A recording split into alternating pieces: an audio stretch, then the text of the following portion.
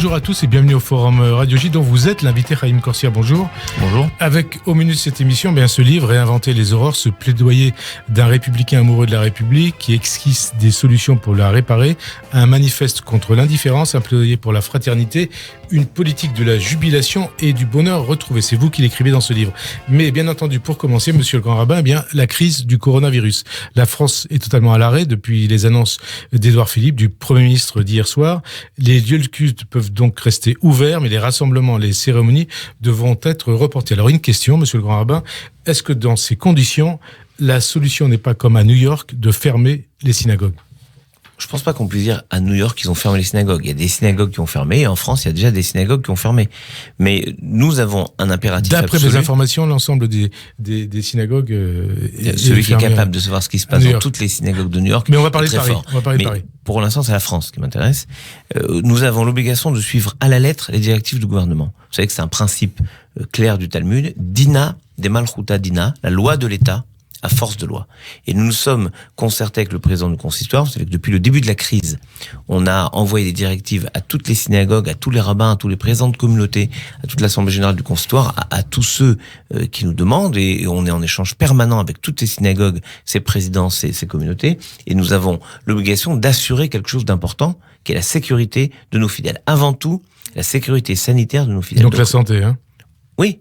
Parce que nous avons mis des directives très claires dès le départ. On a anticipé toujours sur ce que le gouvernement avait décidé, à savoir, on a demandé à ce que les personnes âgées, les personnes fatiguées, les personnes malades, les enfants ne viennent pas dans les synagogues, ce qui diminuait le nombre de personnes, et surtout en particulier les personnes à risque. Nous avons demandé également de prendre des distances de sécurité. J'avais proposé la semaine dernière d'avoir une personne sur deux dans les sièges, ce qui donne de la place. Évidemment, l'obsession de se laver les mains, et vous voyez que même moi, je suis équipé comme tout le monde de ma petite dosette de gel, mais on en a fait mettre dans toutes les synagogues et c'est très important. Alors, quelle décision a été prise ? Il faut faire les choses. Ouais. Donc, le gouvernement a décidé, premièrement, de laisser les lieux de culte ouverts. Donc ça ne veut pas dire fermer les lieux de culte. Aucune cérémonie, nous respecterons les règles. Donc aucune cérémonie, on précise les choses. Ça veut dire pas de mariage, pas de bar mitzvah. Pas de mariage, pas de bar mitzvah. Au sens que pas de cérémonie avec du monde. Donc attendez, on précise les choses. Ça veut dire que les mariages et les bar mitzvot qui étaient prévus dans les semaines qui viennent vont être reportés. Annulés, reportés. Nous sommes en train d'entrer en contact avec les familles qui ont programmé des mariages et nous adaptons les réponses à leur capacité à accepter d'être très peu ou pas dans les synagogues. Il y a des gens qui vont repousser. Moi, j'ai eu 2 mariages, par exemple, qui ont été repoussés. 3 bar mitzvot que je connais qui ont repoussé ultérieurement pour les uns, même l'an prochain pour certains, puisque ce sera la paracha. Le petit avait déjà appris la paracha, donc il la refera, mais l'an prochain. Alors il montera peut-être à la Torah. Et la question qui se posait pour le président du consistoire, Joël Mergui, et moi, c'était de dire qu'est-ce qu'on fait pour l'office quotidien. Je crois qu'il faut entendre ce que dit le gouvernement, à savoir les lieux de culte restent ouverts pour pouvoir y aller dans ces conditions incroyablement drastiques. Il faut limiter le nombre des personnes se rendant dans les synagogues au strict minimum. Au strict minimum, c'est-à-dire 10 personnes ?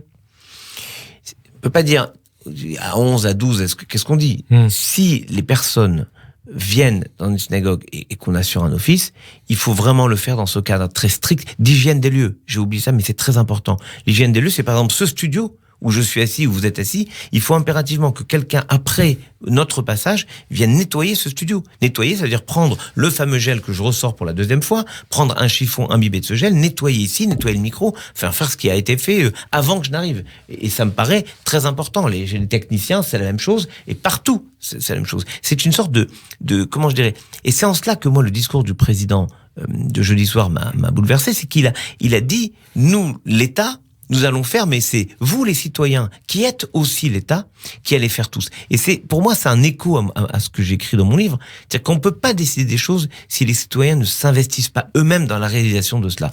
Donc, pardon, mais je veux aller au bout de cette idée. Le principe même de l'engagement citoyen, c'est que c'est nous qui construisons la sécurité, c'est nous qui construisons, y compris la sécurité sanitaire. Et donc, je le dis très froidement, on a longuement réfléchi à cela avec le président Mergui. Si ces consignes de distance ne peuvent pas être respectées, soit parce que les gens ne font pas attention, soit parce que il n'y a pas la place dans la synagogue, soit pour des raisons locales. Donc ça ferme ? on ferme les synagogues. On fermera la synagogue. Et je peux vous dire qu'il y a déjà des synagogues qui ont fermé dès cette semaine. Par exemple, il y a des synagogues en Alsace ont eu des cas assez fréquents, et je souhaite vraiment prompte guérison, notamment au président à Strasbourg, au rabbin de Strasbourg, à des personnes qui sont touchées par cette maladie, et à toutes les familles de celles et ceux qui se battent en ce moment, à l'ensemble de nos concitoyens. Mais il y a des réflexions des décisions qui sont prises. Il faut assumer ces décisions, même si dans les faits, on va essayer de faire perdurer ce qui peut durer des offices. Alors, dans la mesure où la situation évolue d'heure en heure, on adaptera. Vous adapterez. Si demain matin, le gouvernement nous dit les lieux de culte ferment, nous fermerons les lieux de culte. Mais pour l'instant, c'est pas le cas. Et je tiens à cela. Dina de Malchuta Dina. La loi de l'État à force de loi, et nous respecterons ce qui est dit. C'est bien précisé dans le discours du Premier ministre. Les cérémonies et les rassemblements, il n'y a pas les offices, et donc quelqu'un vient prier, s'ils sont 10, 11, eh bien, dans ces conditions très strictes, il faut qu'il y ait de l'autorégulation. À ce moment-là, ça pourra fonctionner. Cérémonie et je veux, pardon, cher Frédéric Aziza, c'est très important. Pourquoi on s'est posé la question avec le président Mergui? C'est qu'on sait le désir de nos fidèles de prier, et cette obligation religieuse de prier en minyan. Quand j'ai vu qu'un des fidèles, à qui je disais, il faudra peut-être fermer la synagogue, a dit, est-ce que je peux prendre un Sefer Torah pour l'emmener chez moi? J'ai compris que ce qui pouvait se préparer, c'est que des gens, voulant absolument prier, se rassemblent chez eux, sans aucune garantie de ces mesures que nous préconisons et que nous pouvons assurer dans nos synagogues.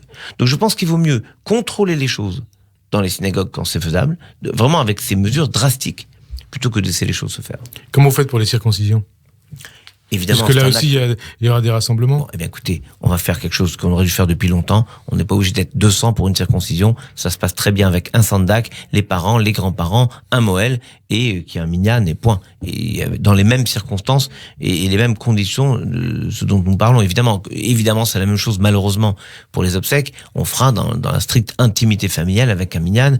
Et alors, l'avantage que nous avons par rapport à nos concitoyens chrétiens, c'est que les obsèques ont lieu au cimetière. Et donc c'est en milieu ouvert et pas en milieu fermé, puisque pour les chrétiens ça se passe dans l'église. Donc c'est un peu différent. Mais sur le principe, ce qui doit être fait doit être fait.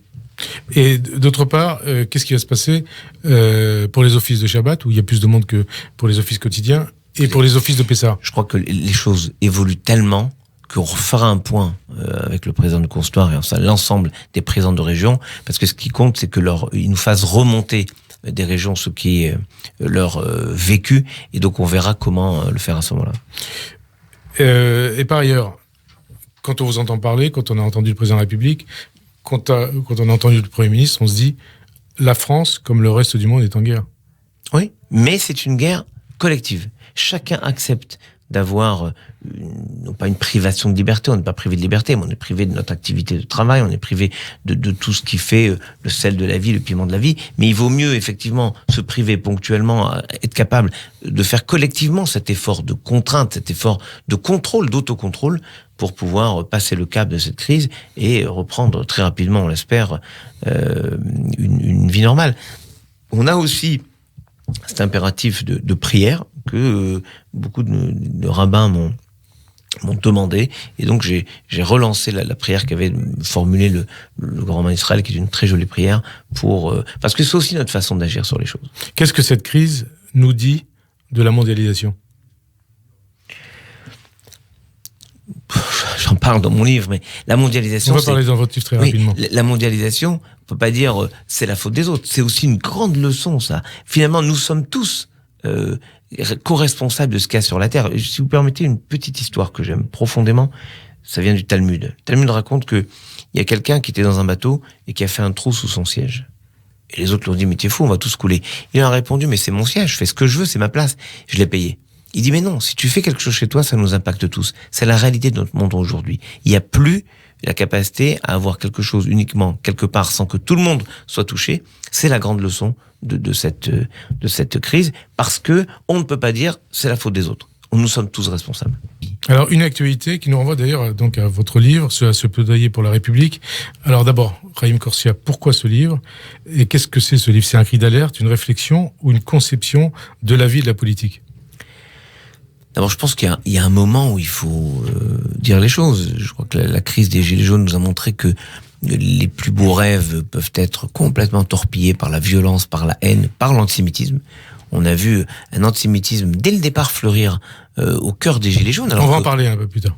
Ah, là, je parle pas de ça. Si, allez-y. Non, c'est pour vous préciser les choses. Comme à l'école, moi, je fais comme la maîtresse les choses, c'est que on va parler de ce sujet. Allez-y, continuez. Non, je veux dire par là que il y a des belles idées et puis on est capable de les saboter.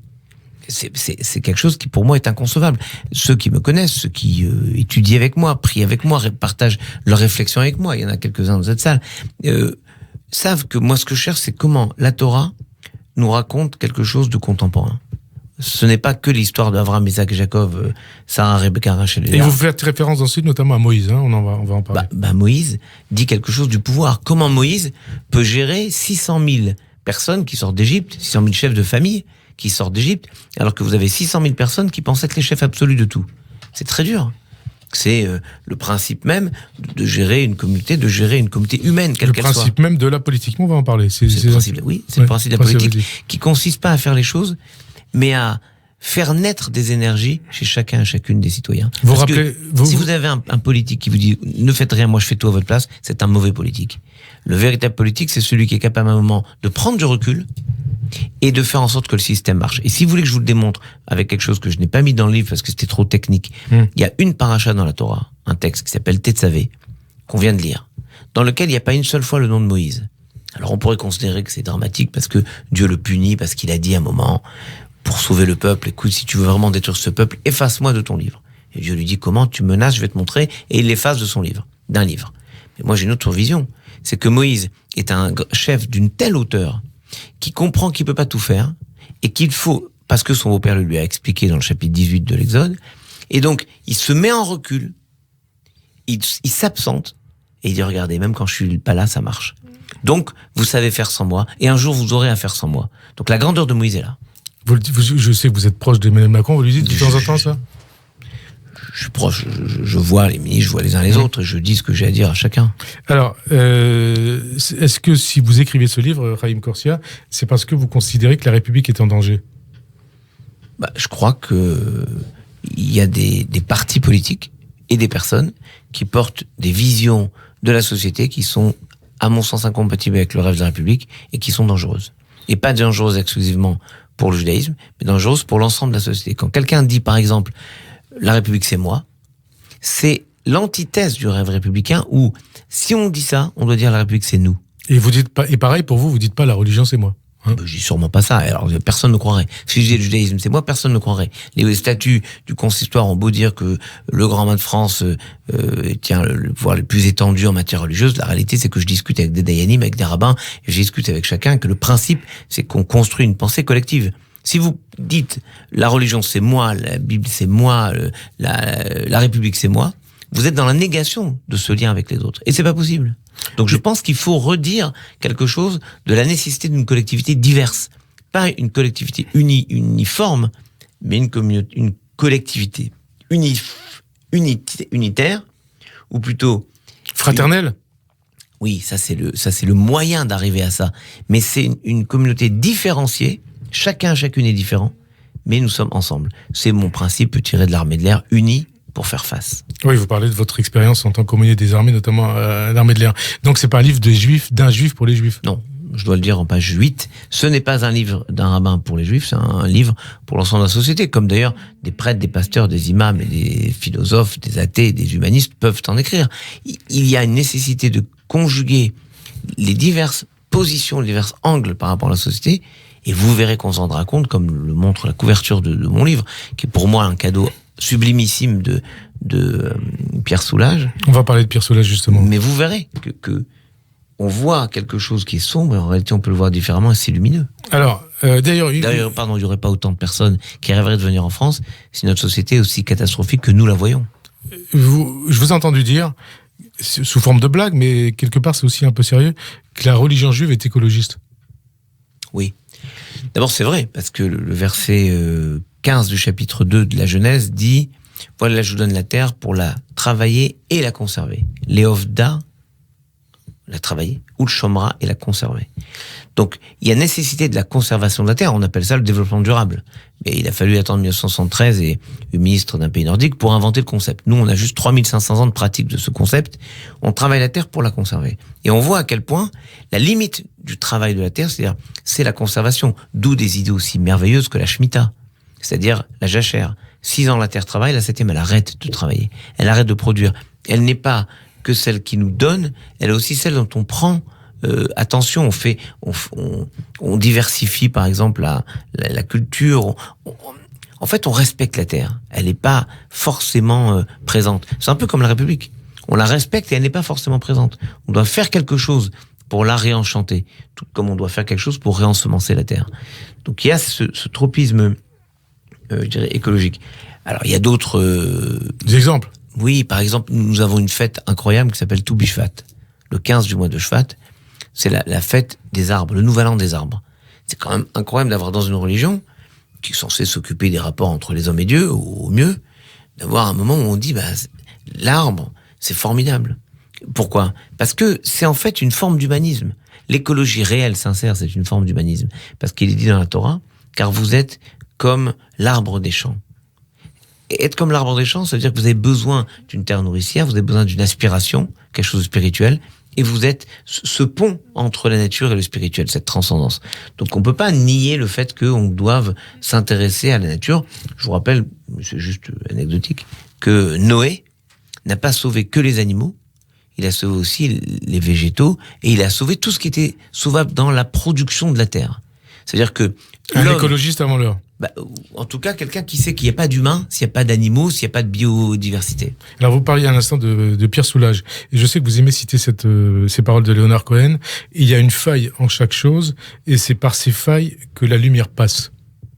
Oui. Donc, ça nous conduit à parler de Pierre Soulages et cette référence dans votre livre. Il suffit parfois, écrivez-vous, d'un angle léger pour changer la lumière de sa toile, pour passer du noir, de l'obscurité à la lumière de ce qu'il appelle l'autre noir. Oui, c'est vrai que quand on croit en quelque chose, on reste dans nos positions, arc-bouté sur nos positions, ce qui nous empêche de voir les choses avec un angle légèrement différent. Donc, le principe, ça m'a sauté au visage quand Soulages bouge un peu sa toile. Brusquement, je l'ai vue lumineuse, alors que je la voyais noire quelques instants avant. C'est comme si le mur de notre studio, brusquement, il y avait des LED qui s'allumaient dedans, et je vois de la lumière. Donc, en fait, il a juste montré qu'en bougeant un peu la toile, c'est-à-dire en changeant quelque chose de la société, ou en bougeant nous, ce qui est parfois plus compliqué que bouger la société, on faisait apparaître la réalité. Cette lumière, elle n'est pas absente. Elle est là, mais je ne sais pas la voir. C'est ce que vous écrivez, votre livre, vous dites, c'est une ode à l'outre noir politique, morale et politique de l'époque. Qu'est-ce que ça veut dire ? C'est-à-dire que on a trop tendance à dire rien ne va bien, c'était mieux avant, ça marchait mieux, ça marche mieux ailleurs. Écoutez, si ça marchait aussi bien ailleurs, il y aurait beaucoup plus de monde qui partirait. Et puis, je vais vous dire, la réalité, c'est que on voit d'ailleurs avec le problème du coronavirus, brusquement, ce rêve d'Europe s'écroule quand chacun essaie de défendre sa zone, son pays, ses frontières. La réalité, c'est qu'on a oublié qu'on est aussi quelque chose qui dépasse.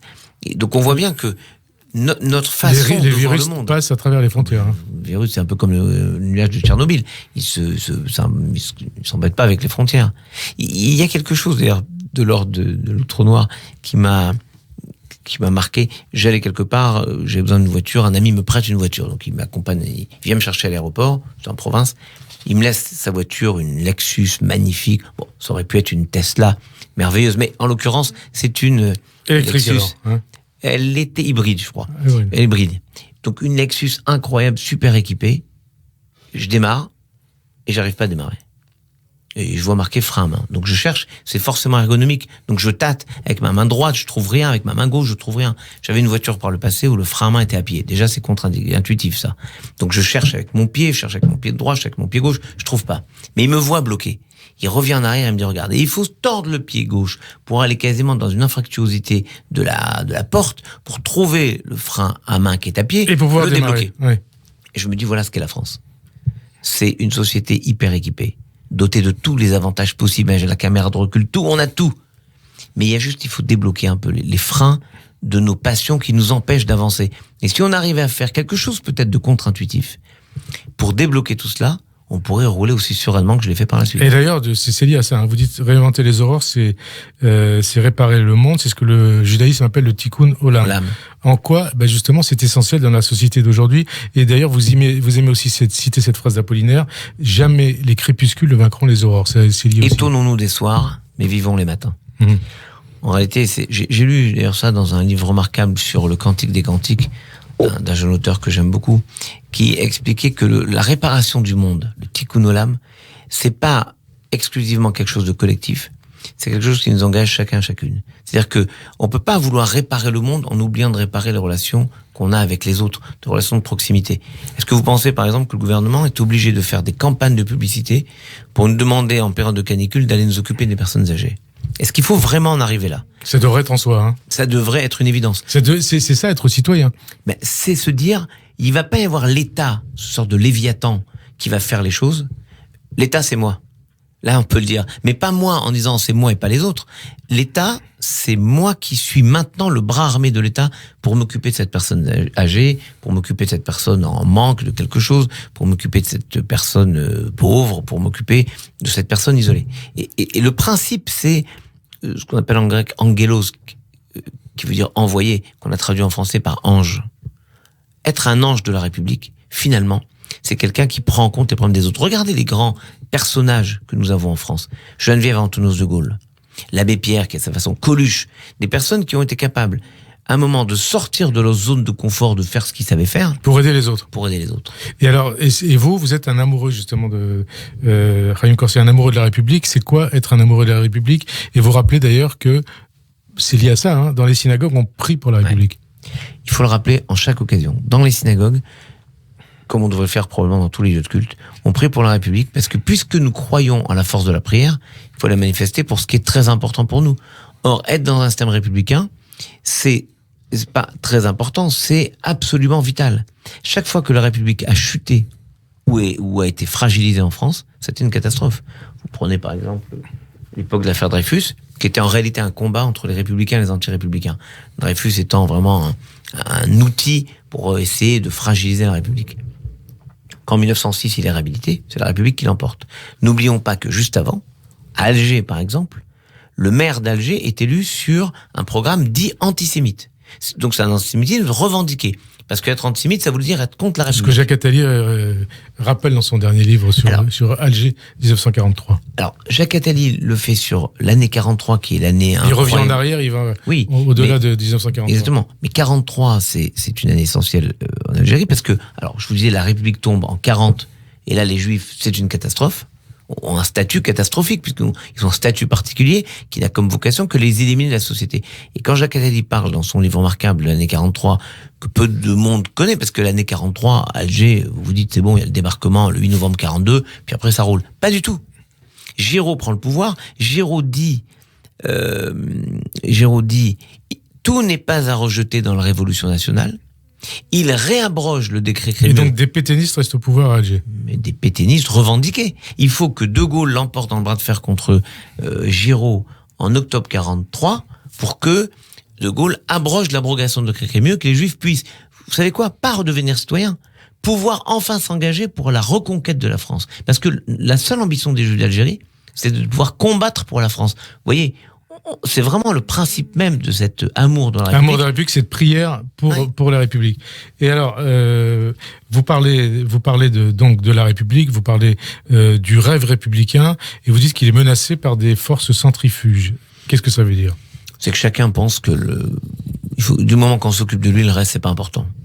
Et que les seules revendications, remarquez, c'est pas pour avoir quelque chose pour soi, c'est pourquoi je n'ai pas comme les autres. Toutes les revendications, c'est comme ça. Pourquoi je n'ai pas comme les autres? Même dans les synagogues, c'est amusant. Moi, je m'amuse beaucoup des fois de voir des histoires incroyables dans des communautés. Parce qu'on dit, oui, un tel, il monte toujours. Pourquoi c'est lui qui fait tout le temps tel haftara? Pourquoi c'est lui qui Mais quelque part, c'est la jalousie, ça. Hein, c'est en fait le sentiment qu'on nous méprise. Et donc, vous voyez, ce sentiment de dévalorisation. C'est un peu ce qu'on a retrouvé chez les Gilets jaunes. Exactement. Et c'est exactement cela. J'ai une phrase où je me suis amusé à l'écrire et mon auditeur m'a dit, vous êtes sûr? Oui, je suis sûr. Je dis à un moment, je suis persuadé que s'il y avait eu des ronds-points dans le désert, il y aurait eu des gilets jaunes dans le désert. Parce que les Hébreux dans le désert, alors qu'on vient de les sortir d'Égypte, c'est des gens portés par la foi, ils ont vu la mer Rouge s'ouvrir, ils ont reçu les 10 commandements au Mont Sinaï, c'est quand même des trucs quand même assez extraordinaires. Ils disent à Moïse, il n'y avait pas assez de tombes pour qu'on meure dans le désert. En Égypte, il y avait tout ce qu'il fallait. Et puis en Égypte, on avait des poissons gratuits, et puis on avait des concombres, on avait des cornichons. Donc ils sont aussi dans la récrimination, parce que chacun ne voit que son intérêt. Alors justement, ça nous conduit à ce que vous disiez il y a quelques instants, quelques minutes. Moïse, vous citez dans ce livre, dans ce livre, donc un certain nombre d'inspirations religieuses. Vous rappelez notamment comment Moïse a été contesté par une partie du peuple hébreu pour ensuite reprendre la main et indiquer le chemin. Alors on y voit un parallèle avec la politique contemporaine. Oui, évidemment. Je pense que le parallèle, il est tout tracé. D'abord, je parlais tout à l'heure de Exode 18, là, quand Yitro, le beau-père de Moïse, dit à Moïse, écoute, tu pourras pas porter seul le poids de ce peuple. En gros, il lui dit, tu vas pas tout faire remonter à toi. Il faut que tu aies un gouvernement solide, des ministres capables de faire les choses, des syndicats opérationnels, des strates intermédiaires, des présidents de conseils départementaux, des relations sociales. Bref, il faut que tu aies des gens qui gèrent les choses au quotidien et les grandes choses arrivent à toi. Ce qui exclut de facto une société dans laquelle tout remonterait sur un seul point ou une seule personne. Et alors, est-ce qu'il vous fait dire... Ça ressemble quand même à ce qu'on a parfois en France. Est-ce qu'il vous fait dire qu'on n'a pas forcément raison parce qu'on est majoritaire? Et d'ailleurs, on n'a pas forcément raison. D'ailleurs, bravo. On n'a pas forcément raison. C'était la phrase de Léniel en 81. Et je pense que c'était l'erreur du tout début de cette période de considérer que dans notre vie sociale, puisqu'on est majoritaire, on n'a pas à se préoccuper des minoritaires. Je dis moi l'inverse. Je pense que puisqu'on est majoritaire, ça veut dire qu'on a l'obligation de prendre en compte les demandes et les attentes de chacun et de chacune. J'ai pas dit qu'il faut se soumettre à la minorité, mais j'ai dit que c'est une obligation de prendre en compte la minorité. Et c'est pas parce qu'on est minoritaire qu'on a forcément raison, qu'on doit imposer sa loi à tout le monde. Alors ça, vous dites c'est un hyper convaincu, parce que je pense qu'un jour, il faudra qu'on se pose la question du maintien de droit de grève, parce que le droit de grève, c'est c'est dans la Constitution, hein. Oui, c'est une avancée sociale extraordinaire, mais pas le droit de blocage absolu. Et d'ailleurs, on l'a fait, mais comme toujours en France, on fait les choses à moitié, parce qu'on n'ose pas. On a mis en place un service minimum. Et en ce jour d'élection, on va pas beaucoup parler de politique. Je parle pas de politique. Là, alors vraiment, c'est transcourant. Ça fait des années qu'on voit bien qu'il y a un problème, qu'une ultra-minorité dans une entreprise très précise bloque l'ensemble de la France. Ça se pose des questions. Mais vous voyez bien qu'on a mis le haut là en disant on va faire un service minimum. Mais quand le service minimum lui-même bloque toute la société et que malgré ça on arrive quand même à produire des choses, ça veut dire qu'on n'est pas si mauvais que ça. Au fond, la France est quand même assez robuste et assez résiliente. Et alors vous citez souvent Emmanuel Macron dans ce livre. Vous écrivez que son projet de société... Pas souvent, et je trouve qu'il est le président. Et que enfin, vous le citez en tout cas, on connaît la proximité que vous avez avec lui. Hein, non, j'assume toutes mes proximités. Alors vous écrivez que son projet... vraiment définir la proximité. Mais ici, il a cité d'ailleurs Soulage dans un certain nombre de discours, Emmanuel Macron, notamment devant le CRIF il y a un an. Et alors vous écrivez que son projet de société ne trouve pas sa matrice originelle dans le néolibéralisme, mais dans une capacité à additionner les possibles. Oui. Ça veut dire quoi ? Je fais référence à un texte dans le Talmud, dans le traité Shabbat, page 31a, qui pose un débat entre trois rabbins, Rabbi Yehuda, Rabbi Yossé et Rabbi Shimon. Il parle de Rome. Mais schématiquement, l'un dit le libéralisme, le capitalisme, c'est formidable. L'autre ne dit rien. Et le troisième dit le capitalisme, il amène que des horreurs. On laisse tellement de gens sur le bord de la route. Le développement n'est pas partagé par tous. Et moi, j'estime qu'on peut pas dire c'est l'un ou l'autre qui va gagner. Il faut penser ces trois-là ensemble pour créer une quatrième voie. Pas la somme des trois voies, une quatrième voie qui s'élève et qui prend en compte à la fois les véritables nécessités de l'économie, mais qui prend en compte aussi les nécessités de l'humanisme. La répartition des bénéfices pour les stakeholders, pour les parties prenantes entre les employés, les actionnaires et la recherche et développement et la société, ça doit se penser différemment. On peut pas avoir que la maximisation des profits. Donc, en fait, ce que j'appelle, c'est pas à un grand soir, mais c'est à une façon de dire, il y a une sagesse dans le Talmud qui nous donne peut-être à penser la société différemment qu'en termes uniquement de gains et de profit. Et alors justement, vous posez cette question, la promesse du rêve républicain n'est-elle pas vraiment rompue que par le manque de prise de conscience des efforts à fournir ? Oui, je l'écris, oui, évidemment. Ouais. Mais j'ai par là que... Sous forme de question, hein. Non, mais moi j'affirme que c'est comme si je vous disais, vous avez une super promesse, juste ouvrez la porte. Ouvrez la porte et vous verrez. Mais on se dit, mais je sais pas ce qu'il y a derrière la porte. Mais justement, il suffit de créer ce monde de la promesse. La promesse, c'est pas un Éden à atteindre, puisque par nature, la promesse, je cite la Genèse chapitre 12, lorsque Dieu dit à Abraham, l'Echa, pars pour toi, il lui dit quoi ? Il lui dit simplement, tu auras toujours une promesse. Tu iras vers une terre que je t'indiquerai. Il lui dit pas quelle terre. Donc nous aurons tous une terre, c'est-à-dire une promesse assumée. Alors, vous parlez aussi dans ce livre de ce que vous appelez la panique identitaire. Identitaire. Comment construire dans ce contexte un destin commun? Je vais vous raconter l'histoire parce que c'est assez amusant et tragique. La dame qui travaille chez moi perd sa carte d'identité. Et elle tremble, je la vois, c'est déraisonnable. Je n'arrive pas à comprendre pourquoi elle a si peur. Et elle m'explique que c'est pas le problème pour refaire sa carte d'identité, c'est qu'il y a des gens qui volent les cartes d'identité et qui se font passer pour elle. Et donc, brusquement, on a cette peur qu'un autre vienne être vous-même. Mais symboliquement, je me suis dit, mais c'est ça. Chacun se dit, moi, je suis plus français que toi. Moi, je suis mieux français que toi. Ou moi, on a la même chose dans les synagogues. Moi, je suis plus juif que toi, plus pratiquant. Parce que je suis plus pratiquant. Qui a dit que la judaïté se mesure à la pratique? La judaïté, c'est une question. C'est quoi la judaïté? C'est quoi votre judaïsme? C'est quoi le judaïsme? C'est celui que chacun définit. Mais personne ne peut dire tu es moins juif ou plus juif que moi. C'est pas parce qu'on est religieux qu'on est plus juif qu'un autre.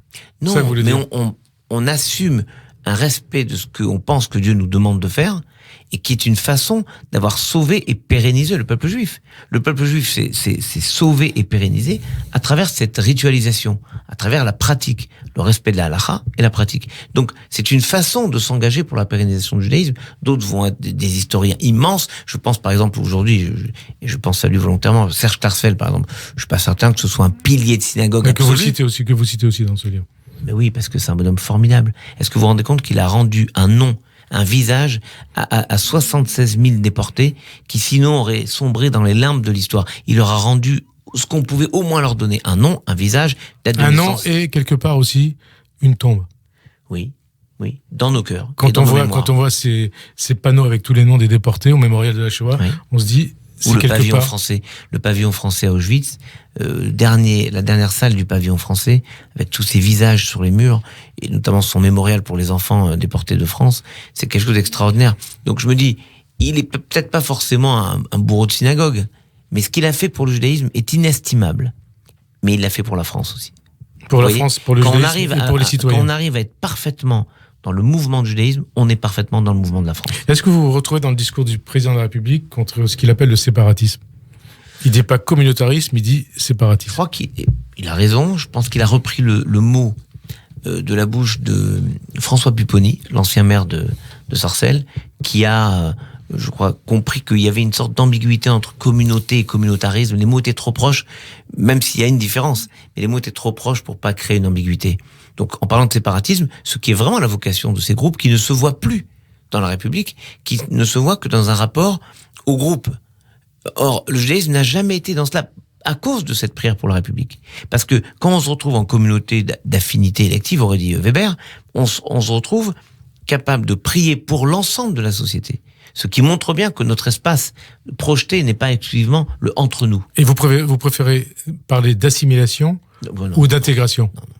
La question se pose même pas. C'est évidemment l'intégration. Certains dirigeants politiques ont voulu imposer ce qu'ils appellent ou ce qu'ils ont appelé l'assimilation. Oui, mais il faut lutter contre. Parce que l'assimilation, vous gommez une partie de soi. Vous gommez tout ce qui pourrait être différent de ce que vous définissez comme étant la norme d'un pays ou d'une société.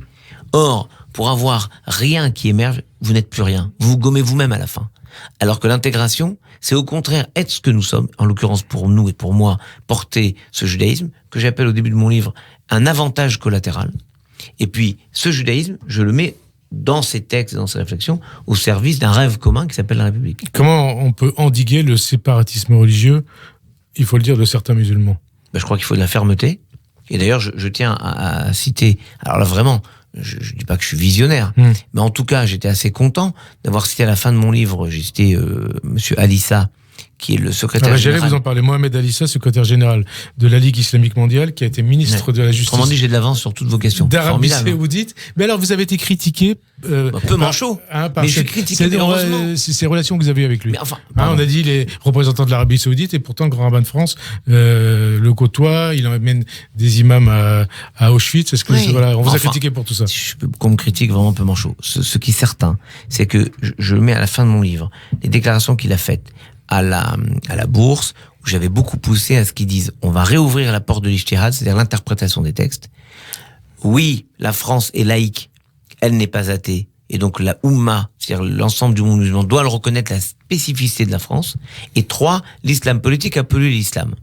Là-dessus, il vient de réagir la semaine dernière au discours du président de la République sur le séparatisme, et il a dit quelque chose d'extraordinaire, qu'il ne faut pas mettre dans mon livre, parce qu'il est déjà sorti, c'est que, oui, le président de la République a raison, le séparatisme est un danger pour la France et pour l'islam. Donc vous dites qu'il fait avancer les choses. Mais non seulement il fait avancer les choses, mais il prend des risques pour sa vie en disant cela. Alors bien sûr, pourquoi ? On a dit, vous avez entendu, le grand rabbin de France, il n'aurait pas dû faire ça. Hein.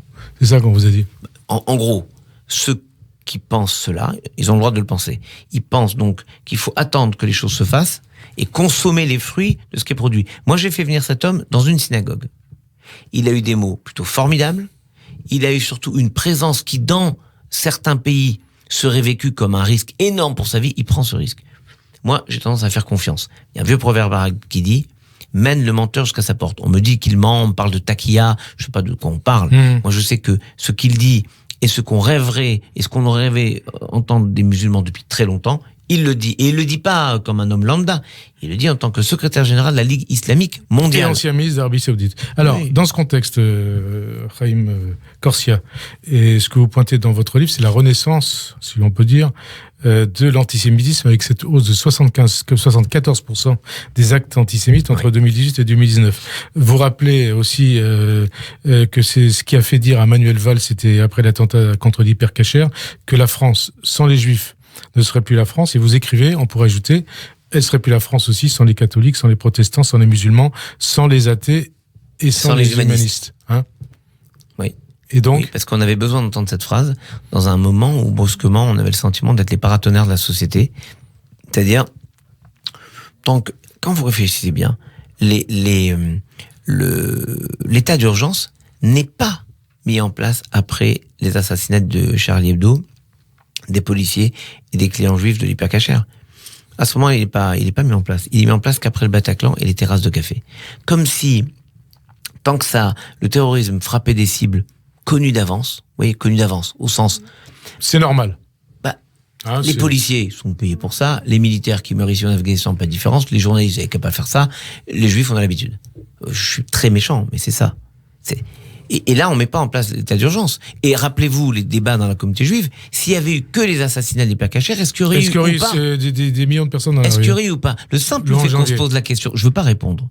Mais la question a été posée. Mais le simple fait qu'on se pose la question, ça dit quelque chose du sentiment d'enfermement et je dirais même d'indifférence de l'ensemble de la société par rapport aux Juifs. Mais il y a eu, grâce à Dieu, il y a eu cette marche incroyable du 11 janvier 2015. Et donc, on met l'état d'urgence en place après les attentats du Bataclan, parce que là, tout le monde se sent menacé. Donc en fait, on comprend que les ennemis de la République sont les ennemis de chacun et chacune dans la République. On tue donc aujourd'hui en France, depuis des années, des Juifs parce qu'ils sont Juifs. Il y a eu Toulouse, Ilan Halimi, l'Hypercacher, Sarah Halimi, encore Mireille Knoll. Est-ce à dire que l'État, que le gouvernement, que la société française, que le monde intellectuel ont failli face à ce nouveau mal français ? Non, pardon, je ne peux pas dire tel et tel ont failli. Nous avons failli collectivement. Oui, c'est pour citer tout le monde. Non, parce que je ne m'exclus pas, moi, de cela. C'est une société qui produit ces assassins. C'est cette société ensemble, entière, dont je suis un membre, est responsable. Peut-être qu'on n'a pas manifesté assez de fermeté, c'est ma conviction. Parce que vous comprenez, ces condamnations à des 6 mois de prison avec sursis, ça veut dire rien. Ça devient insupportable. C'est une façon de dire, on comprend, bon, c'est pas bien ce que tu as fait, mais bon. En gros, il y a une sorte de tolérance et on devrait être capable de manifester de la fermeté. Après la fermeté, on peut passer à l'éducatif. Mais je crois qu'il faut qu'on fermeté et pédagogie. Je parle de virus mutant de l'antisémitisme, il faut qu'on mute aussi dans la lutte contre l'antisémitisme. Alors, l'assassinat d'Ilan Halimi dont vous parlez a été un marqueur dans cette renaissance de l'antisémitisme. Et pourtant, 14 ans après cet assassinat, Haïm Corsia, certains comme Pascal Boniface, le directeur de l'IRIS, continuent à tenter de banaliser l'assassinat de Ilan Halimi. Ce que le JF a dénoncé cette semaine, est-ce que c'est avec raison, Haïm Corsia ? Reprenons le mot. C'est pas banaliser l'assassinat. Le mobile antisémite de ces assassins. Voilà. C'est dire ils sont pas antisémites. Ce qui est non seulement une hérésie. Enfin, la thèse de Boniface est encore plus pervers que ça. Il suggère dans le livre qu'il a publié en 2014 et qui est cité sur le site de l'IRIS encore aujourd'hui, la théorie du 2 poids 2 mesures, suggérant que les Juifs de France bénéficieraient d'un traitement de faveur par rapport à leurs concitoyens non juifs, une thèse donc complotiste toujours présente sur les sites de l'URIS. Cette thèse me révulse parce que j'ai toujours lutté contre, y compris, si j'ose dire, contre les intérêts de la communauté juive. J'ai toujours défendu la communauté juive, et je le fais, mais par exemple, quand il y avait des soldats et des militaires devant les synagogues, les centres communautaires, les écoles, j'ai dit, c'est intolérable pour nos concitoyens non juifs. Nous devons donc faire en sorte que la police et les militaires soient mobiles pour qu'on sécurise les espaces dans la société, parce que si on partage le risque, on partage tous le risque, mais si on partage la sécurité, on la partage tous. Et donc, vous voyez, non seulement il se trompe, mais il est à côté du mouvement, puisque j'ai obtenu au bout d'1 an de discussion qu'on puisse avoir des patrouilles mobiles, d'abord parce que c'était le mode d'opération des militaires que je connaissais bien, et deuxièmement parce que c'est plus aléatoire et plus général, on sécurise des espaces dans la société. Maintenant, c'est d'autant plus terrible que, vous voyez, ça contribue, ce dont vous parlez, ça contribue donc c'est terrible parce à minimiser, à minimiser les faits, et quand vous en venez à dire, mais c'est pas vraiment antisémite, ça se discute, c'est juste crapuleux, c'est faux, tout le monde le dit. C'est exactement ce qui s'est passé avec Lucie Attal, on commence à dire, il est responsable, il est pas responsable, il y en a un qui dit oui, il y en a un qui dit non. En fait, quand on commence à ergoter sur la réalité de la violence et de la haine, à un moment, on en vient à retirer la haine, et celui sur qui on ergote devient le coupable. Mais à force, vous nous embêtez avec vos histoires. Et il dit dans son livre, il écrit dans ce livre, il y a 6 ans, et toujours cité sur le site de l'URIS, eh bien, depuis l'assassinat d'Ilan Halimi, il y a eu tout un tas d'assassinats de non-juifs, pour parler crûment, et pourtant, on n'en a pas fait autant que pour Ilan Halimi dans la presse. Parce que rappelez-vous qu'il a fallu 3 semaines, 3 longues semaines, après son assassinat, après la découverte de son corps, pour qu'on dise, oui, ok, c'était antisémite. Alors qu'on le savait dès le départ. Il y a un rabbin qui est appelé, alors qu'il est encore vivant, pour dire, on sait que les Juifs, vous avez de l'argent, payez la rançon. Donc on voit bien que il fonctionne sur un préjugé qui s'appelle l'antisémitisme absolu lié à l'argent. Et alors, l'UGF demande au conseil d'administration de l'IRIS de prendre position, de se démarquer de Pascal Boniface. Et on précise que l'IRIS, cet institut qui peut être éventuellement respectable, vit des subventions versées à l'IRIS notamment par l'État. 2018, 950 188 €, représentant 24,91% des ressources de l'IRIS. Qu'est-ce que ça vous inspire ? Vous êtes bien renseigné et très précis dans vos chiffres. Et alors ? C'est normal ou pas ? Je pense que dès qu'on est aidé par une subvention de l'État, l'État doit s'intéresser à ce qui est fait, à tout ce qui est fait, parce que d'une certaine manière, c'est à travers l'État, tout ce qui est dit en notre nom. Et je pense qu'on devrait avoir quelque chose qui contrôle ce qui est fait avec les subsides de l'État. Et alors, donc... Et donc, vous voyez, c'est un peu schizophrénique, ça. L'État lutte contre l'antisémitisme, et en même temps, il permet que des choses étonnantes, vous voyez, je suis pudique, soient dites. Je pense qu'il y a besoin de cohérence forte dans la lutte contre l'antisémitisme, qui est jamais la place pour qu'il y ait un espace où on se dit, mais allez, on peut avoir un peu de compassion, de commisération, de compréhension. Il n'y a aucune compréhension à avoir pour l'antisémitisme. Réinventer les aurores, Haïm Corsia, c'est un livre optimiste ou pessimiste ? Séfarade ou Ashkénaze ? C'est un livre français. C'est un livre français, ça veut dire forcément optimiste. Nous sommes une société très résiliente, et je pense qu'on a su toujours trouver la force dans nos valeurs profondes. On n'a pas découvert une nouvelle façon d'être français. On a réenchanté chaque fois, chaque occasion, chaque vicissitude de notre histoire, chaque moment obscur de notre histoire. On a su réenchanter ce que nous étions au fond. Et c'est ce que nous sommes au fond qui nous permettra aussi de sortir par le haut, de faire apparaître cette lumière de nos pages, même si elles sont un peu obscures ou un peu sombres. Merci en tout cas, Haïm Corsia, monsieur le grand rabbin de France, d'avoir répondu à notre invitation. Donc je rappelle que votre livre Réinventer les aurores est publié chez Fayard. Bonne fin d'après-midi sur Radio J et à dimanche prochain. Merci.